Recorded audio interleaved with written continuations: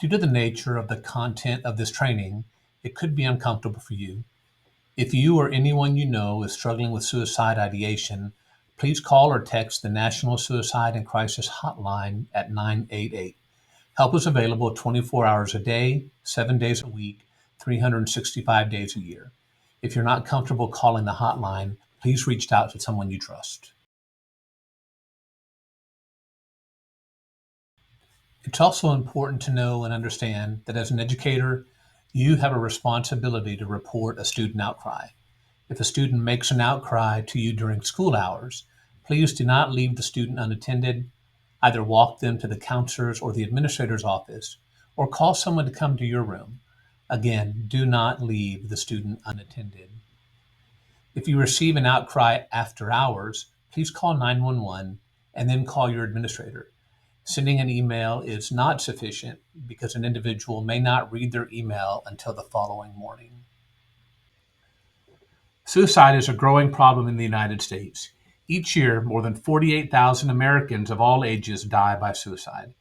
And nationally, it's the 11th leading cause of death with an average of over 100 suicides per day. For young people in America, it's even worse.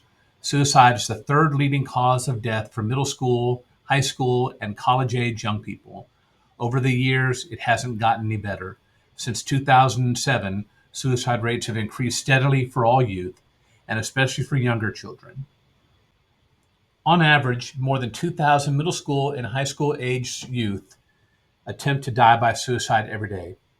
As school staff members, we spend most of our days with students. It's our job to give students the opportunity for growth and personal achievement. It's also our responsibility to protect their well-being and keep them safe. Many individuals considering suicide give some sign of their intention, either verbally or behaviorally. Here are some things to be on the lookout for. Comments such as, "I'd be better off dead," "I won't be bothering you much longer," "You'll be better off without me around," "I hate my life," "I'm going to kill myself." Please remember that suicide threats are not always verbal and can often be found in student writing. According to the Texas School Safety Center, 90% of people who died by suicide had signs of a mental illness at the time of their death. 1 in 10 youth suffer from a serious mental illness, and yet fewer than 20% receive treatment.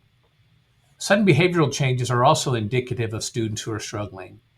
Students who make expressions of hopelessness and despair, have declining grades and school performance, show a lack of interest in activities once enjoyed, have increased irritability and aggressiveness, withdraw from friends and relationships, or show a lack of hygiene or changes in eating habits.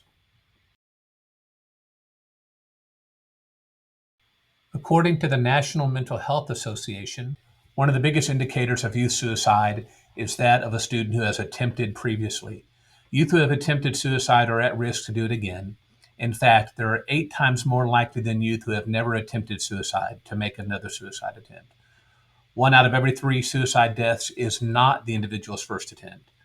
The risk of completing suicide is more than 100 times greater during the first year after an attempt. In Rockwall ISD, when a counselor or administrator learns of a suicide outcry, either at home or at school, counselors create a safety plan through the MTSS, 504, or ARD meeting. This plan is shared confidentially with teachers and staff who regularly interact with the student, so all are aware of that plan. As school staff members, you can also help ensure the safety of the student through effective student interaction.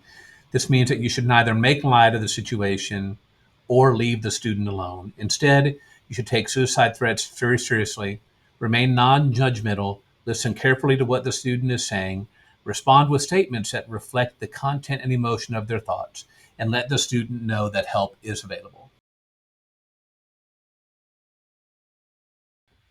Positive relationships are essential to suicide prevention. In Rockwall ISD, relationships are the key component of our core beliefs. We encourage you to get to know your students because those positive relationships will help increase academic success, help ensure the social and emotional development of our students, will help with behavior management, will help create a system of support for our students. It'll encourage parental involvement. It'll help create a positive school culture, and it will give a positive long-term impact on our students. Relationships are certainly essential. Overall, the value of relationships in schools cannot be overrated. They are essential for creating a supportive and nurturing environment where students can thrive academically, emotionally, and socially.